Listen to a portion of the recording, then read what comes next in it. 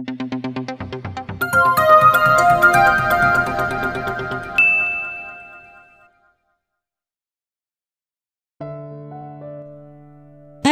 POV. Nag-dinner kami nang matapos ako sa pag-inspect ng mga sales. Walang pagsidla ng kasiyahan ko dahil kasama ko si Nathaniel. Kinabukasan ay pumunta ako sa school to pay a visit. I need to talk the president. Pero bago pa ako makapasok at may bumato sa akin, kung hindi pa ako hinila ay baka tinamaan ako ng isang bato. Nalaki ang mga mata ko, nagpupuyos ako sa galit. Dahil second enrollment ito ay marami pang estudyante dito. Napalingon sa gawin namin ang mga estudyante at nagbulong-bulungan. Sino yan? New student? Dahil ngayon lang nila ako nakita ay hindi nila ako kilala. Iilan lang kasi ang pumunta doon ng high school department. Ate Alora, okay ka lang po? Tanong ni Everly, ang babaeng tinulungan ko noon. Napasinghap ang iba dahil alam nila kung sino ako. Nathaniel, nahuli na namin ang may gawa. Doon ko na napagtanto ang humila sa akin. Napalingon ako sa likuran ko. Ano ba? Bitawan niyo ako! Sigaw ng isang lalaki. Hila-hila ito ng mga kalalakihan. Ngumisi ito nang makita ako. Tinignan ko lang ito ng malamig at may panlilisik sa mga mata. Buti na lang miss, nakailag ka kung hindi sapul ka sana. Ngising sambit nito sa akin. At pasalamat ka dahil hindi ako nasapul, dahil hindi ka lang mapapaalis sa school na to. Gagawin ko ding impyernong buhay mo. Galit kong sambit dito. Naging mabalasik ang mukha nito. Sino ka ba? May-ari ka ba ng school? Parang ipis nga hindi mo kayang patayin. Oh my God, Alora, mabutit hindi ka nasaktan. Humahangos na sambit ng principal, si Mrs. Regala. Parang nawala ang kulay ng lalaki na makilala niya ako. Ikaw na naman, Mr. Ocampo? Ilang beses mo ba itong ginawa at pati ang may-ari ng school ay hindi mo pinalagpas? Sigaw ni Mrs. Regala. Hindi ko alam. Mahina nitong sambit. Sino nag-utos? Malamig kong tanong dito. Hindi ito nagsalita. Magkusin na kayo kulang ito. Iniwan ko silang lahat doon at pumunta sa president office. Binalibag ko yun pagbukas kaya nagulat ang 2 taong nagtatalik. Wow, what a beautiful scene. Really, Joy? Do you still have respect for yourself? Tanong ko dito dahil bukas ang pinto ng opisina ng president ay maraming nakakita kina Joy at ni Mr. President. At ikaw, Mr. President, naturingan kang president ng school na to pero binababoy mong office na to. How awful you are. Nakakadiri kayo. Sino ka ba? Mayabang na tanong nito sa akin. Tumaas ang kilay ko dahil sa tanong nito. Alam mo ba, Mr. President, kaya kitang alisin sa pwesto mo. Mas marami pang deserving dyan sa pwesto mo ngayon. Alam ko hindi mo magagawa yun. Umalis ka, naistorbo mo kami. Ngumisi ako. Mrs. Regala, call the security. May papadampot ako. Malamig kong utos kay Mrs. Regala, ang principal ng school na to. Agad na tumalima si Mrs. Regala at agad na dumating ang mga security. Miss Alora, nakita ko namutla ang president. Nawala biglang angas nito. Damputin niyo ng 2 yan at huwag papasukin sa school ko. Sigaw ko, pinagdiinan ko talagang school para malaman nila na akin ang paaralan na ito. Alora please, wag! Sigaw ni Joy. Nagmamakaawa to dahil alam ko once na mapalis ito sa school na to ay palalayasin ito ng ama nito. Hinarap ko to. Nagpupumiglas pa rin ito. Ang bangis niyo kanina, ngayon para kayong mga tuta sa sobrang amo. Sambit ko sa 2. Tiningnan ko sila ng malamig. Pakawalan sila. From now on, ikaw Mr. President ay hindi nang president ng student council. Hindi ka magandang ehemplo ng estudyante dito sa school ko. Tinalikuran ko sila. Siya nga pala Mrs. Regala, pagpasukan buksan mo ulit ang eleksyon para sa bagong president. Umalis na ako sa paralan na yon. Nagawa ko ng dapat kong gawin. Napalis ko na ng pwesto ang walang modong president na yon. Sasakay na sana ako sa sakyan ko nang may humila sa akin. Nalaki ang mga mata ko na makilala to.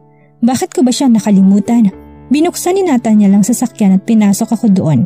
Pagkaupo ko tumikot ito sa may driver's seat at agad na umupo doon. Binuhay nito ang makina ng sasakyan at pinatakbo yon. Ang sasakyan ko, tanong ko dito. Ipapakuha ko na lang. Ipapahatid ko sa inyo. Malamig nitong sambit. Thank you, kung hindi dahil sa'yo baka nasuspital na ako. Wika ko, next time mag-iingat ka. Lalo na't madaming galamay si Joy. Simula nang mawala ka sa school na yun, marami nagbago. Nakita ko nga, next week pasukan na. Yun ang pagtutuunan ko ng pansin. Hindi pamilyar sa akin ang daan na binabaybay namin. Saan tayo pupunta? Tanong ko dito. Magpapahangin lang. I want you to relax. Tango na lang ang tanging naisagot ko. Magaganda ang tanawin na nadadaanan namin. Parati ka dito? Tanong ko sa kanya. Nakarating na kasi kami sa paroroonan namin. Ikalawa pa lang, noong una ko lang mag-isa. Ngayon kasama na kita. Nilingon ko si Nathaniel. Bakit mo ako sinama dito? Tanong ko dito. I want this place na makasaksi sa sasabihin ko sa'yo. Kumunot ang noo ko. Ano bang sasabihin mo? Kinakabahan na tanong ko. Humarap na lang ako sa magandang tanawin dahil hindi ko kayang tingnan ng mga mata ni Nathaniel. Hinawakan itong kamay ko at pinaharap ako sa kanya. Alora, gusto kong ligawan ka. May hinang sambit ni Nathaniel. Nalaki ang mga mata ko. Agad ako napabitaw sa kanya. May nakita kong sakit sa mga mata nito.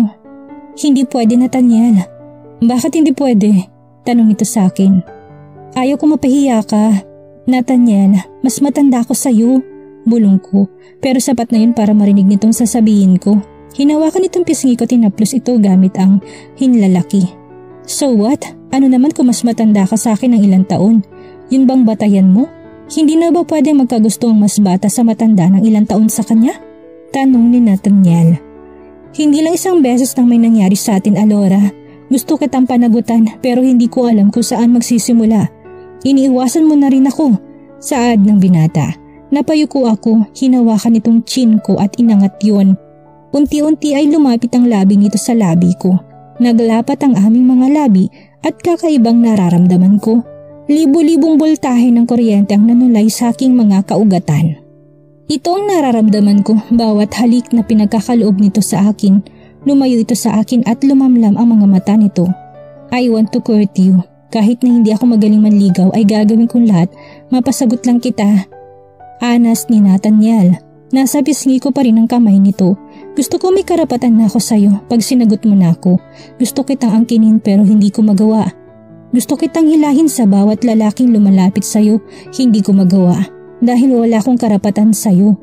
Mahaba nitong sabi sa akin, napayuko na lang ako. Pero may boyfriend ako, Nathaniel. Sinong niloloko mo ako? Alam kong hindi mo siya boyfriend. Alam kong lahat ng bawat galaw mo sa Cebu, Alora. Nang umalis ka ng araw na yun ay agad kitang pinahanap. Hinayaan kitang umalis at iwan ako. Binigyan kita ng space na ayon sa gusto mo. Pero hindi ko kayang makita na may kasamang ibang lalaki. Nagseselos ako, Alora. Nalaki ang mga mata ko nang malaman ng mga yun buhat sa bibig ni Nathaniel. Akala ko wala itong alam kung nasaan ako. Yun pala'y may alam ito. Sige, pagbibigyan kitang manligaw sa akin. May galak sa mga mata nito. Pero gusto kong ilihim ang panliligaw mo na yan sa akin. Nawala biglang saya sa mga mata ni Nathaniel dahil sa sinabi ko. Bakit? Tanong nito, iniwan ko siya doon at humarap sa bangin. Kay ganda talaga ng tanawin dito, masarap ang hangin, hindi nakakasawang singhutin. Hindi ako handa, Nathaniel, na mahusgahan. Alam mo naman ng lipunan natin, puno na mapanghusga. Pero, bulong nito, kung hindi mo kaya ang ganun ay tigil mo na lang yung paniligaw mo sa akin. Natahimik ito. Nandoon na naman ang malamig na tingin nito. Hindi ako titigil, sabi ni Nathaniel. Kung yan ang gusto mo, pumikit ito at dumilat muli. Nilingon niya ako. Papayag ako pero hindi ibig sabihin nun ay sang-ayon ako sa gusto mo. Malamig na sambit nito sa akin. Nginitaan ko siya. Akala ko hindi niya ako gusto. Akala ko ako lang nakaramdam ng ganito. Kailan mo pala nalaman na gusto mo ako? Tanong ko kay Nathaniel. Noon pa man gusto na kita. Bata pa lang ako noon. Mga 13 years old ako siguro noon. Kasama mo si Kuya Axel that time. Sabi nito. Naalala ko na, may party sa inyo noon at inimbitahan kami ng mami mo. Yun pala yung padespedida party niyo yun?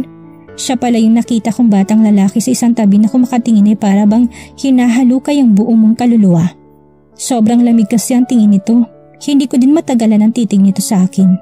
Yeah, that time, bigla akong na-curious sa'yo. That time ay hindi ko alam na sa'yo na pala nakapako ang mga mata ko. Ngumiti ako, ang corny naman ng lalaking to. Nang dumating kami sa States ay ginawa kong lahat para lang makalimutan ka. Naging mapaglaro ako sa mga babae. Marami akong nasaktan, kahit may girlfriend na ako noon ay nasa ibang kandungan pa rin ako. Hindi ko kasi makalimutan ang ngiting nagmumula sa iyong mga labi. Yun na yata ang pinakamagandang ngiting nakita ko sa buong buhay ko. Wala akong masabi. Ang tanging nagawa ko lang ay ang tumahimik. Nakatingin ako sa labas ng bintana. Paggabi na din pala. Dinner muna tayo, yaya na binata sa akin. Sige, agad doon nagpark sa isang restaurant na nakita namin. Bumaba ito't agad na umikot sa kabila para pagbuksan ako ng pinto. Agad akong bumaba at inalalayan niya ako. Nang makababa na ako'y agad nitong hinawakan ng aking kamay. Binuksan itong pinto ng restaurant at may lumapit sa amin na waiter. Good evening ma'am, sir. Table for two? Tanong nito sa amin. Yes please, sagot ni Nathaniel dito. Nanatiling nakahawak ang kamay nito sa kamay ko. Napalingon sa amin ang mga kumakain. Kahit na alam kong wala silang alam sa totoong edad namin, ay nahihiya pa rin ako. Yumuko pa rin ako. This way sir. Sumunod kami sa waiter sa table na nakalaan sa amin. Si Nathaniel nang bahala sa order namin, kahit na alam ko mga yun ay si Nathaniel ang pinag-order ko. And a bottle of wine too. Habol nito sa waiter. Sige sir, pakahintayin na lang. Ngiting sambit ng waiter. Dinala kong tingin ko sa paligid at nakita kong babaeng palapit yata sa gawin namin. Hi Nathaniel! Masayang bati ng babae. Nalaki ang mga mata ko nang halikan nito sa labi si Nathaniel. What the? Monique! Paasik na sigaw ni Nathaniel. Namimiss kita. Punta ka na sa place ko mamaya. Namiss na kasi kita. May pangaakit na sambit nito kay Nathaniel. Nakatukot ang dalawang kamay nito sa mesa namin.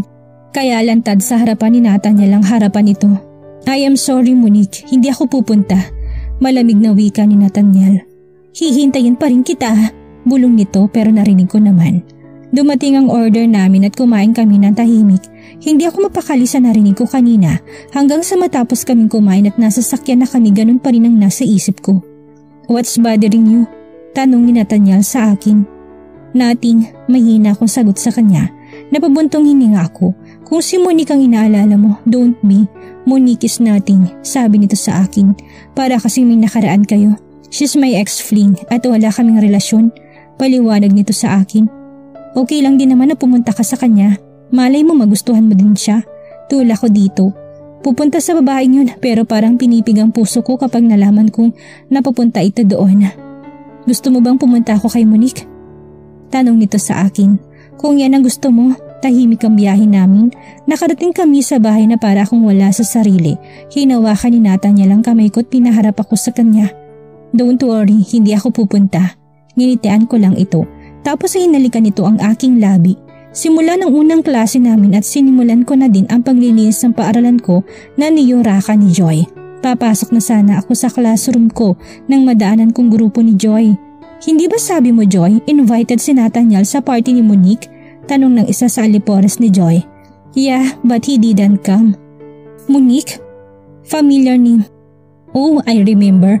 Yun palang babaeng lumapit sa amin ng isang araw nang minsan nag-dinner kami ni Nathaniel. Aw, sayang. Oo, sayang talaga. Makakascore na sana ako. Tumaas ang kilay ko dahil sa sinabi ni Joy. Score? Kailan ka ba pinapansin ulit noon?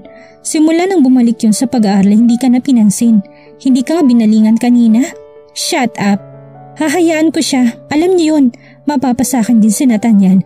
Makikita niyo. One day, luluhod siya at magmamakaawa sa akin. Umalis na ako sa lugar na yon dahil hindi ko gustong naririnig ko. Ayaw ko mag-isip ng mga negatibong bagay, lalo na't dapat kong unahin ang kapakanan ng mga estudyante. Halos napasigaw ako na may humawak sa aking braso. Ano ba? Asik ko dito, inirapan ko to. Di ba sabi ko, sabay tayong aalis? Susunduin kita. Alam mo naman sikretong panliligaw mo, di ba? Umiwas ito ng tingin, ayaw niya akong tingnan sa mga mata ko. Napag-usapan na natin to, di ba? Napabuntong hininga to. Sana naman kahit hatid sundo lang. Mahina ni Nathaniel na sambit. Sige mamaya, sasabay ako sa'yo. Ipapakuha ko na lang ang sasakyan ko mamaya kay Manong. Ngiting sambit ko sa kanya. Bumalik ang ngiti sa labi nito. Hahalikan niya sana ako ng pigilan ko. Ang atat mo, nangahalik ka na naman, hindi pa nga kita sinasagot. Nagbabaka sakali lang naman. Umiling-iling ako. Nilagpasan ko na siya dahil baka mahuli ako sa klase ko. Nakatingin ako sa kabuuan ng school campus. Sobra kong namiss ang paaralan na to. Dito ako nagkaisip, dito ako nag-aaral, kaya lilinisin kong paaralan na to. Miss Alora, nagsimula na pong election para sa bagong mahahalal na president ng Student Council. Pagbabalita sa akin ng isa sa faculty staff. Sige po, salamat. Naging busy ako ng araw na yun dahil nga pinapalitan ko ang president ng Student Council. Umuwi ako sa bahay na sobrang pagod ang aking katawan. Are you tired? Tanong agad ni Mami sa akin. Nginitian ko si Mami pero hindi umabot sa aking mga mata. Kind of, Mom. Why? Tanong ko sa kanya. Dahil may nakikita na naman ako sa mga mata nito na kasiyahan. At pag nakita kong ganun si Mommy, ay may ginawa na naman itong kababalaghan. What is it this time, Mom? What did you do? Tanong ko sa kanya. Ngunit ngiti lang sinagot nito sa akin. Umakyat ka na, magpahinga ka saglit. Ipapatawag na lang kita kapag dinner na tayo. Tinignan ko si Mommy nang hindi makapaniwala sa inaasta nito. Kaya umakyat na lang ako't nagkulong sa kwarto ko. Humiga ako sa kama ko at hindi ko namalayan na nakatulog pala ako. Nagising ako may kumakatok sa pinto ng kwarto ko kaya agad akong bumangon at pinagbuksan ko sino man ang nasa labas. Ma'am, baba na daw po sabi ng mommy niyo. Kakain na ng dinner. Sabihin mo kay mommy, susunod na ako, maliligo muna ako. Umalis ng katulong at sinara ko ng pinto ng kwarto ko at pumunta ng banyo. Dahil maliligo ako, hindi pala ako nakapagpalit ng damit. Diretso hilata lang ako sa kama at nakatulog kanina. Nakaligo na ako at nakabihis agad akong bumaba dahil baka mainip si mommy sa kakahintay sa akin at ito pa ang umakyat. Nabigla ko nang makilala kong taong nasa isang upuan. Jeff? Tawag ko sa best friend ko. Hindi ko akalain na makikita ko si Jeff ngayon. Alora? Hindi makapaniwalang saad na Jeff. How are you? Ang tagal nating hindi nagkita ah. Magkakilala kayo? Tanong ni mommy sa akin. Yes mom, he is my best friend in Cebu. Siyang lagi kong kausap nung nasa Cebu pa ako. Kwento ko sa kanila. Umupo din ako sa upuan na para sa akin. Kompleto kami, nandito din si Ate Erica at Axel. Akala ko talaga sila Nathaniel ang makakadinner namin ngayon. Hindi pala. Bakit ka pala nandito Jeff? Tanong ko kay Jeff. I know his mother. Ayaw nito sa akin noon na maging kaibigan si Jeff dahil mahirap lang daw ako. Masyadong matapobreng ina nito. Ngayon ay ngumingiti ito sa akin na para bang hindi nito ako inayawan. Sabihin ko kaya kay mommy na matapobreng ina nito. Anak mo pala si Alora? I thought hindi. Kasi nung makilala ko siya sa Cebu sobrang simple niya at hindi mo akalain na mayaman pala siya. Matalinhagang sambit ng ina ni Jeff. Para bang hindi ito makapaniwala sa nakikita nito. Kaya ayaw niyo sa akin para sa anak niyo? Dahil mahirap lang ako? Now tita, that I am rich. Mayaman pa sa inyo. Pa-plastikin niyo ako? Parang kang saad ko dito. Alora, saway sa akin ni mami at ate wala si daddy dahil may meeting pa daw to. Medyo nahiya yatang ginang. Come on, wag na tayo magplastikan pa dito. Ano ba to mami? Diretso kong sambit kay mami. Ano kasi, nagdadalawang isip si mami kung sasabihin niya ba sa akin or hindi. May plano na naman kayong i-arrange marriage ako? Really mami? Hindi ka pa ba nagsasawa? Diretso kong tanong kay mami. Sorry, I'm late. Hingin pa manhin ng bagong dating. Napalingon kami sa gawin nito. Nathaniel, mabutit dumating ka na. Nakangiti si mommy ngayon. Kumulat ang noo ko, napatingin ako kay Jeff. Umilingit at nabaling ang tingin ko kay Nathaniel. Nakita ko sa mukha nitong disgusto na nandito si Jeff. Mommy, wag mo sabihin na. Yes, Alora. Nathaniel will be your fiancé. Nakangiti nitong sambit sa akin. Tita, hindi yun ang sinabi mo sa akin. Ayaw mo bang makasal sa anak ko? Tanong ni mommy kay Nathaniel. Oo nga, ayaw niya bang makasal sa akin? Biglang nalukot ang mukha ko, tinirapan ko to. Hindi sa ganun tita, hindi pa ako handa. Marami pa akong pangarap. Pakonsuelo nito kay mami. Panay ang irap ko kay Nathaniel. Ayaw ko siyang tingnan dahil nainis lang ako. Ayaw niya palang makasal sa akin. E di papatigil ko ng panliligaw nito sa akin. Umupo sa tabi ko si Nathaniel. Hinawakan itong kamay ko. Pero pasimple kong iniwas ang kamay ko. Tapos ay dinampot kong baso ng tubig at ininom yon. Dahil baka hindi ko mapigilan ay isabay ko sa mukha nito ang tubig. Tahimik kaming kumakain na magsalita si mommy. Kamusta Eric at Axel? Tanong ni mommy kay ate Eric at Axel. Okay naman kami mommy. Ngiti ni ate pero hindi umabot sa mga mata nitong ngiting nakapaskil sa labi niya. Para ba may problemang mag-asawa? Kakausapin ko si ate mamaya. Ikaw naman na Laura, how are you? Tanong nito sa akin. I'm okay mom, although pagod lang ako sa school kanina. Dahil nag-elect ulit ng bagong presidente sa student council. Sabi ko kay Mommy. What happened to the former president? Pinatanggal ko dahil wala siyang magandang naidudulot sa eskwelahan natin. Ang mga estudyante doon ay nagiging bully at pasaway. Sabi ko sabay subo ng pagkain sa bibig ko. So ikaw ang namamahala sa school niyo, Alora? Tanong ng ina ni Jeff, nagulat ko yata to. Yes, at hindi pa ako tapos maglinis sa eskwelahan na yun. Malamig kong sabi, tahimik kaming kumain muli nang matapos na kaming kumain ay agad na pumunta si Mommy at ang ina ni Jeff sa sala. I am sorry sa ginawa ni Mama sa'yo noon, Alora. Hingin pa umanihin ni Jeff. It's okay, Jeff. Matagal na yun. Gusto ko lang isampal sa ina mo na porket simple lang ang pananabit ay mahirap na. Mas mabuti na yung maaga pa lang ay nakita ko ng masamang ugali ng ina mo. Sabi ko dito. Nandito kasi kami sa kusina. Kumakain kasi ako ng dessert. Nagpaalam muna ako kay Jeff. Nakakausapin ko muna si Ate Erica ko. Gusto kong malaman ang hinaing nito. Gusto kong malaman kung may problema ba to. At dito na po nagtatapos ang kabanata ng ating kwento at sana'y muli niyo po akong samahan sa mga susunod pang kabanata. Maraming salamat po at ingat po tayong lahat.